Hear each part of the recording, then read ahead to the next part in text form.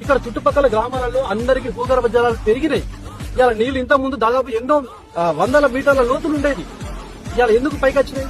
కేవలం కేసీఆర్ గారు ఈ కాళేశ్వరం ప్రాజెక్టు కట్టి లోయర్ మానేర్ నుంచి తర్వాత ఈ మానేర్లకి నీళ్లను వదిలి అన్ని చెక్ డ్యామ్ చేసి దాదాపు ప్రతి గ్రామంలో కూడా నీళ్లని ఇలా పైకి వచ్చినాయంటే కేసీఆర్ చేసినటువంటి కృషి వల్ల ఇట్లా వచ్చినాయి.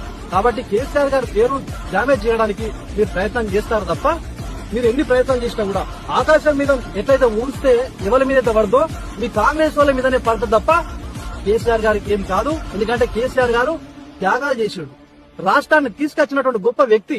ఆయన మీద మీరు ఎన్ని చేసినా కూడా, ఎన్ని కుతంత్రాలు ఎన్ని చేసినా కూడా ఆయనకి ఏం కాదు. మళ్లీ వచ్చేది కేసీఆర్ ప్రభుత్వమే.